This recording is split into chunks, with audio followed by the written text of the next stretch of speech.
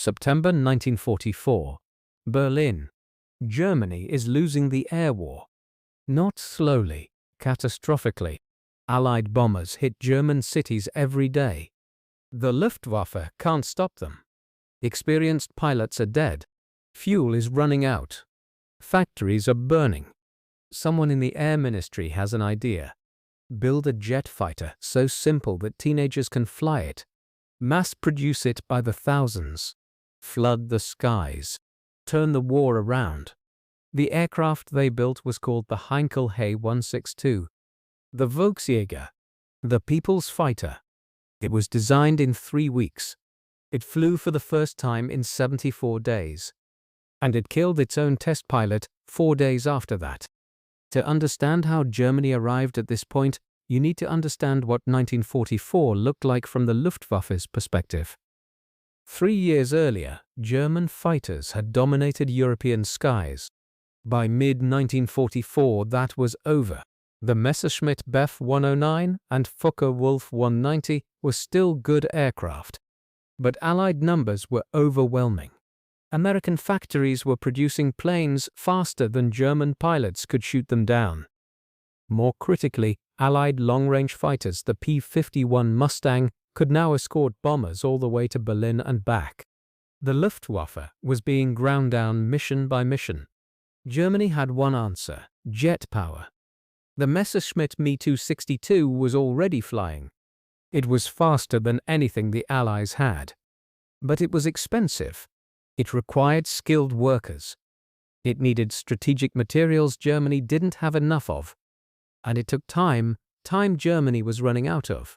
So Otto Saar, head of the fighter staff, proposed something different.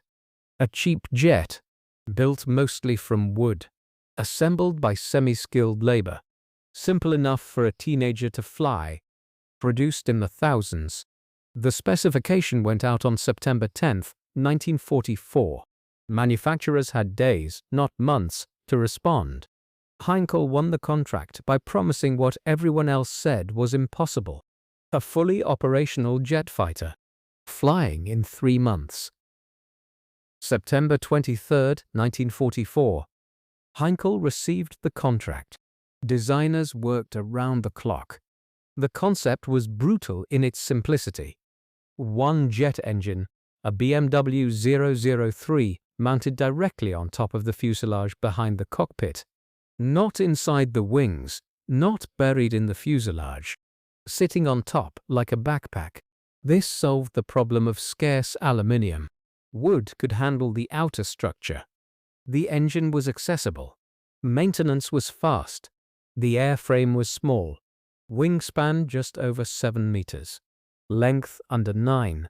For comparison, a modern single-engine Cessna is bigger. This was a combat jet smaller than most private planes today. Light enough to hit 840 kilometers per hour. Fast enough to outrun everything the Allies were flying. But the engine position created problems nobody had fully solved. Jet exhaust passed directly over the tail. The tail had to be redesigned, split into 2 small vertical sections, positioned to either side of the exhaust path. It worked, but it made the aircraft directionally unstable in ways that demanded constant correction from the pilot. There was also the matter of the ejection seat. The He-162 was one of the first aircraft in history to have one, a useful feature in a dangerous prototype. Except the seat sat directly below the engine exhaust. Ejecting meant passing through the jet's own hot gases. 2 of the 4 combat ejections that occurred during the aircraft's brief service ended in the pilot's death. Nobody fixed this problem before the war ended. There wasn't time. December 6, 1944. 74 days after the contract was signed, test pilot Gotthold Peter took the He-162 into the air for the first time. It reached 840 kilometers per hour, faster than any Allied fighter. The Air Ministry was delighted. 4 days later, on December 10th, Peter flew it again. Over Heinkel's airfield at Rostock, in front of assembled officials and engineers, the leading edge of the right wing separated from the aircraft. The wood had been bonded with a new acid-based adhesive. The adhesive had failed. The aircraft broke apart in the air. Peter was killed. Production had already begun. Heinkel had started building the aircraft before the prototype had even completed its first week of testing. There was no time to wait. Germany didn't have months left. The production plan was unlike anything in aviation history. The goal was 4,000 aircraft per month. Not 4,000 total. 4,000 every month. To achieve this, production was dispersed across the country. Underground, Heinkel built assembly lines inside former salt mines near Tarthun. Other components came from tunnels beneath Austrian lakes. The workers were not skilled engineers.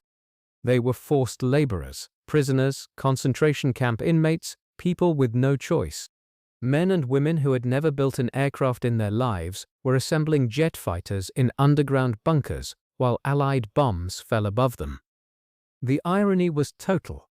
The people's fighter, the Volksjäger, was being built by people who had no rights at all. The answer to the adhesive problem was to switch to a different formula. Engineers found one that worked. Testing continued. More problems appeared. In tight turns, parts came off the aircraft. The engine was prone to flaming out. The aircraft was not safe. But the bigger problem was who was supposed to fly it. The plan, formalized in late 1944, was to train Hitler Youth boys, 15, 16, 17 years old, on two-seat gliders. Brief instruction. Basic handling. Then straight into the jet. General Alfred Keller, who ran the National Socialist Flying Corps, was the plan's main advocate. In his assessment, a few weeks of glider training was all these boys needed. They would then fly the Volksjäger in mass formations. A wall of fast jets. Too many to stop. Against this stood some of the most respected names in German aviation. General Adolf Galland, the Luftwaffe's leading ace and inspector of fighters, opposed it directly. Galland had been fighting for the May 262 since 1943. He had flown it personally. He knew what jet power could do in the hands of trained pilots. His argument was that Germany should concentrate every resource on the Me 262, put experienced men in the cockpit, and use it the way it was designed to be used. Instead, he found himself arguing against a plan to put schoolboys in a different jet. He lost the argument. His reward for continuing to oppose Göring's decisions was removal from his post as Inspector of Fighters in January 1945. He was placed under house arrest. The man who had shot down 104 Allied aircraft in combat was told to stay home while teenagers were handed jet fighters. Galland eventually talked his way back into a cockpit. In the war's final weeks, he led a small elite unit flying the Me 262, the aircraft he had always believed in. He survived the war. Most of his pilots did not. So did Willy Messerschmitt, the designer behind Germany's most famous fighter aircraft. So did Kurt Tank, chief designer at Focke-Wulf. Their argument was simple. Experienced pilots were dying in this aircraft. 15-year-olds with glider training would die on takeoff. Not some of them, most of them. They were right. But by 1944, being right wasn't enough. Hermann Göring backed the plan. Hitler approved it. In March 1945, a single Hitler Youth training unit was activated at Sagan Air Base. It had a handful of He-162 training gliders. It never flew a single training sortie. The Allied advance overran Sagan before training could begin. The boys went home. Or they didn't. The actual combat record of the He-162 was flown entirely by experienced Luftwaffe pilots. Jagdgeschwader 1, Fighter Wing 1, one of the Luftwaffe's oldest combat units, received its first aircraft in February 1945. Training in March. First combat sorties in April. In 3 weeks of operations, the wing lost 13 aircraft and 10 pilots. 2 losses came from enemy fire. 10 came from mechanical failure and accidents. The aircraft the Luftwaffe had built for teenagers was too dangerous for veterans. 275 He-162s were completed by the end of the war. Nearly 1,000 more sat unfinished in underground factories when Germany surrendered. After the war, Allied air forces lined up to evaluate captured examples. The British took 31 at Lech Air Base alone. American show pilot Robert Hoover, considered one of the finest aviators of his generation, flew a captured example. He described the landing speed as unlike anything he had encountered. Too fast, too unforgiving. One mistake on final approach and the aircraft would not give you a second chance.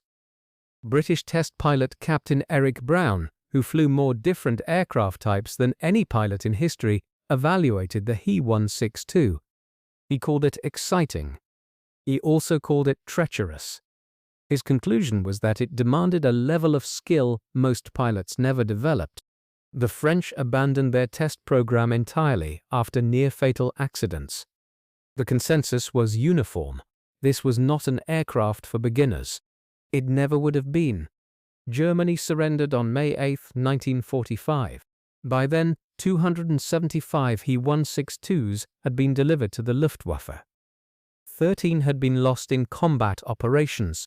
10 of those 13 went down not to Allied guns but to the aircraft itself. Nearly 1,000 more sat half-built in factories across the country, in salt mines, in railway tunnels, in underground facilities that Allied soldiers found still humming when they walked in.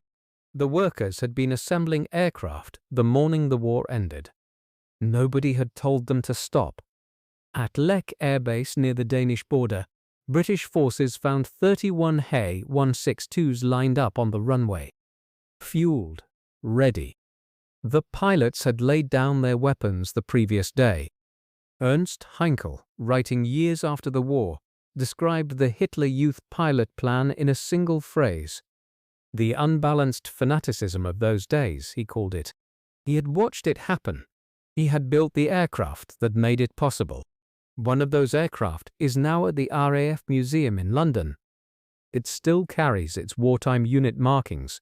It has never been restored to flying condition. The engineers who built it are gone. The pilots who flew it in those final weeks of April are gone. The boys at Sagan, the ones who reported in school uniforms, who waited for training that never began, who scattered west when the base was evacuated, most of them survived. They went home to a country that no longer existed in the form they had known. They grew up. They grew old. The aircraft outlasted all of them. Subscribe for more German weapons and tell us in the comments what other German weapon system would you like us to cover next.